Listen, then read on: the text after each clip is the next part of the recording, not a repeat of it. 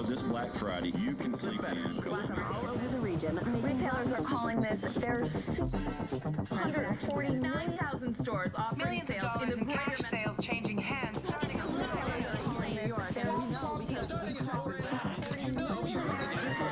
Hit the stores. The flu season is off to its earliest Appears to be a previously unknown variant of the flu, suspected case catching many experts off guard. Today I was feeling like maybe I was... Back on the breaking news, leading with unconfirmed reports of a smallpox outbreak is a highly rehearsed scenario. And National Guard units converging on a hospital in central Bridges are closed. It's smallpox is a very real danger. More than a bowl. Not enough vaccines. Let me stop you there. This is not a panic situation.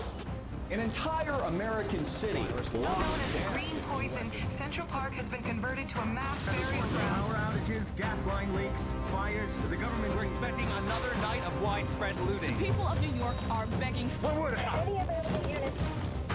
Fire a house in the... Our first responders are either dead No resources available. or treated like animals. It's not our job. We're not trained for that. In 2001, a real-world exercise tested the emergency response to a bioterror attack on the continental United States. The operation was called Dark Winter. Within just a few days, the simulation spiraled out of control. The operation predicted a rapid breakdown in essential institutions, civil disorder, and massive civilian casualties. Dark Winter has revealed how vulnerable we've become. Our lifestyle, our security, our safety, depends on a delicate and unstable economy. We've created a system so complicated that we no longer understand how to control it. Oil, power, shipping, transport. We live in a complex world. And the more complex it gets, the more fragile it becomes. The system is built on a global supply chain that gets things where they're needed, just in time. We've created a house of cards. Remove just one, and everything falls apart. And what's fueling this system? Money. Americans can spend $90 billion in a single day of shopping. Last year, 200 million people swarmed their local stores on November 23rd. We call that day Black Friday. Did you know that a flu virus can survive on the surface of a banknote for up to 17 days? One day, there will be a pandemic. It could begin during the crush of Black Friday sales. A pathogen will jump from tainted banknotes to human skin, onto food, toys, children, and loved ones. By the time patient zero feels the first sore throat, millions of people will already be infected. From this point, the breakdown will happen fast. Day 1, hospitals will reach capacity. Panic will strike. Day 2, quarantine zones will be established. Resources will be rationed. Transport will go into lockdown. Day 3, international trade will stop. The oil will dry up. The stock market will collapse. Day 4, the power will fail. The shelves will be empty. The taps will run dry. And once hunger and despair take hold, people will do anything for survival. By day 5, everyone will be a potential threat. In 2007, a new presidential directive was signed quietly into law. This maps out the government's response to a crisis, a plan to cope with a real dark winter. It is known as Directive 51. There are rumors of shadow agencies, sleeper cells, covert agents, but nothing can be confirmed. Our complex world is primed for breakdown. And once the chaos strikes, there won't be resources to save us all. The only question left is, what will it take to save what remains? They said it was just the flu. But it turned out to be something else entirely. We followed our orders. Isolate the sick in a quarantine zone in the middle of Manhattan and stop the contagion from spreading. We started to lose count of casualties. We built a wall to contain the sick. But we lost control of the situation. And that's when the power went out. Rioting, looting, chaos. They ordered us to pull out all troops within a few hours. We left everything behind, in a zone saturated with contamination. We left our best equipment, our most powerful weapons, and the only hope for a cure. Few dare go over the wall. Fewer still come out. We call this place the Dark Zone.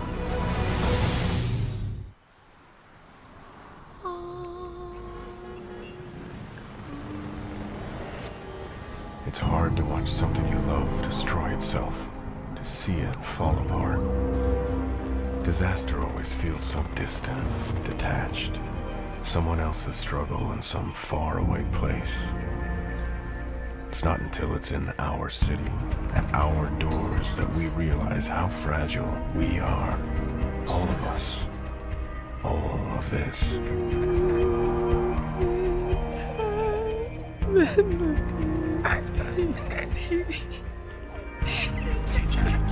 No, baby, Steven. I'm here. Mommy's right here.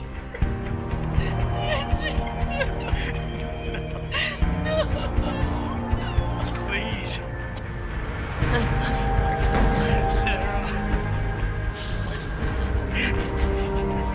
And when it hit, when it came down hard. And we fell. We buried ourselves in anger, fear, in the instinct to survive. I'm sorry, Sarah. I'm just not strong enough.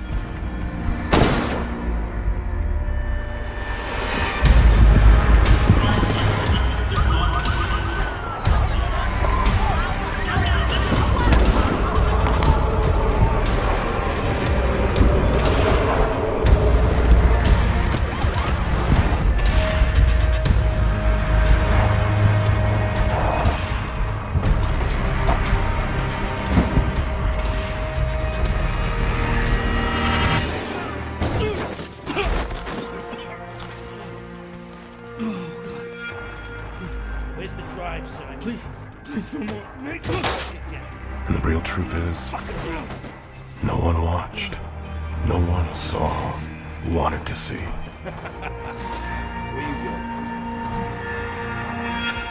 Tragedy is invisible. People turn away from it and run from it if they can. And it's hard knowing that you belong here, that your purpose lies amongst all this pain. But someone's gotta be there to pick it up, to push back, put the first piece back together, put us all back together.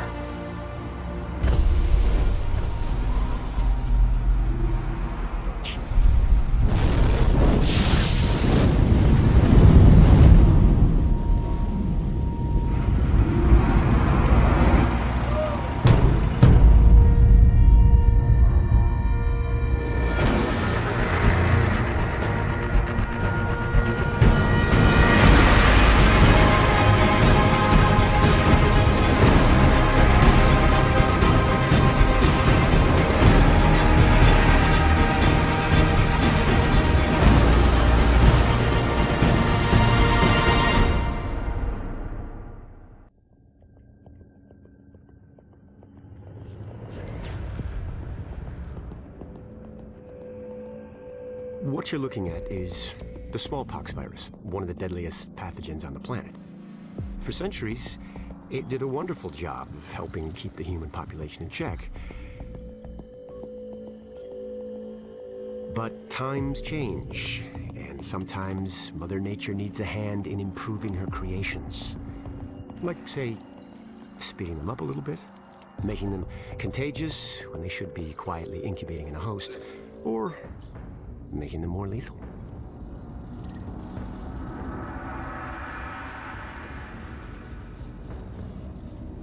I didn't come up with the approach on my own. My friend Vitaly is one of the pioneers in the field, and the idea has been around for years. Genome as data. You see, once we digitized DNA, we made it infinitely mutable. We could do 1,000 virtual variations in the time it used to take to grow a 1 lab-grade generation of pathogens. And we could pick the best, most lethal combinations and make them real. That's how you make a killer virus, you see. Mix in genetic code from other diseases, and you move the sliders all the way up on lethality and virulence. The goal was a 90% mortality rate. I'm not sure my green poison is going to quite hit that, but honestly, that's just details. As long as most of humanity goes, the Earth stands a fighting chance. Technically, technology is what's killing the planet. But that's not really the case. It's the greed that drives the technology. But a funny thing happened on the way to $100 genome maps and 3D printed plastic toys. Someone figured out those technologies could be repurposed, modified for the greater good. Me. Now, my virus is going to do what nature's always done. Decide who lives and who dies. And if nature decides I die, then I die. If nothing else, I'll have a lot of company. Natural selection at its finest, helped along by a little unnatural genetic manipulation. It's all data, really. Life's just a method of processing it. The same way I processed the smallpox genome on my laptop. And who's to say that wasn't the plan all along? If, by some miracle, you survive green poison, then nature's decided you deserve to live. The rest of us shouldn't and won't. Godspeed. I'll see you in hell.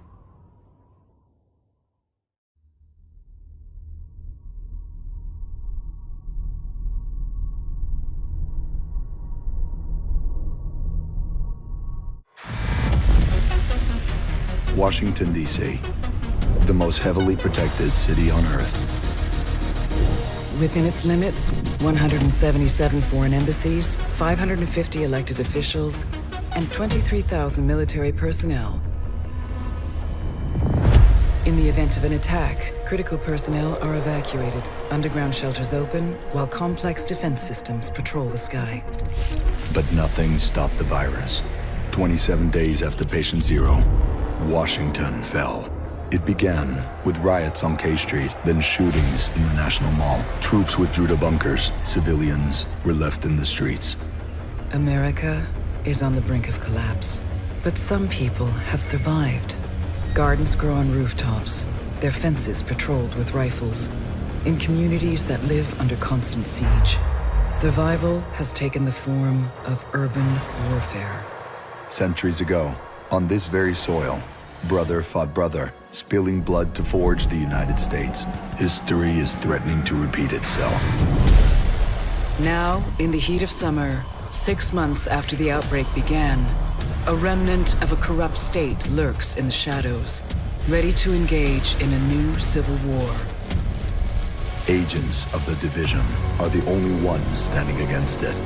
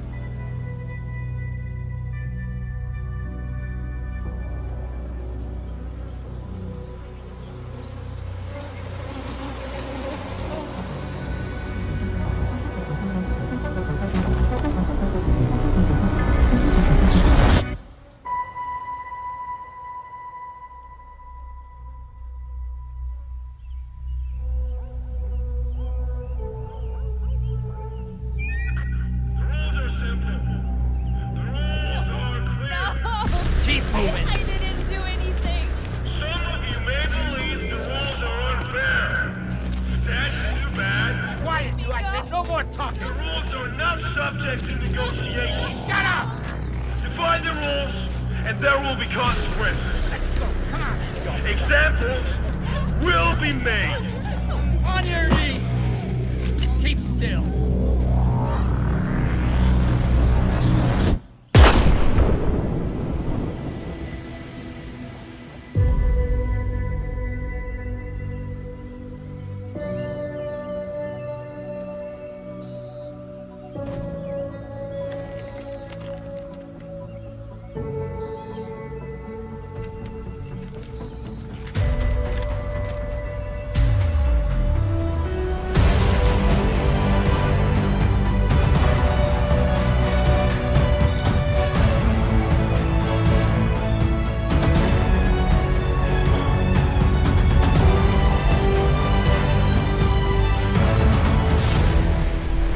This have happened here. Of all the capitals, of all the nations on Earth, none more vigilant, safeguarded, prepared. Was it vanity?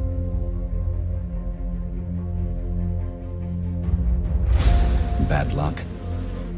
Or something more sinister? One thing is beyond question. This is where we push back. This is our defining moment. If we fail, our nation falls. We are the free world's last line of defense. Please stop it!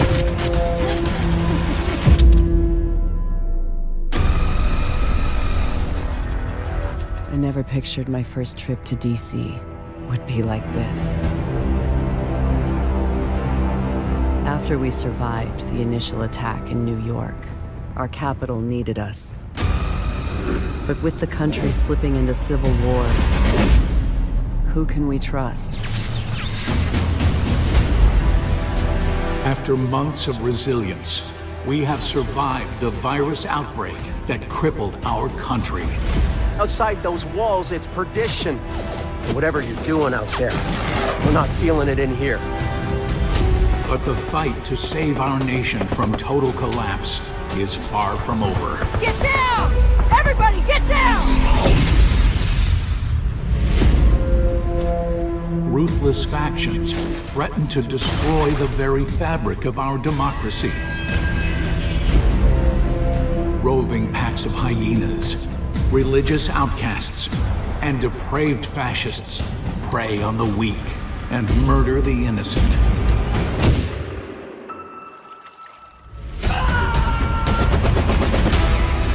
For division agents still struggling to hold this country together, it's time we kick our enemies out of their castles. We will not compromise. We will never surrender. This is our defining moment. Our chance to take back our country. Our chance to shape history.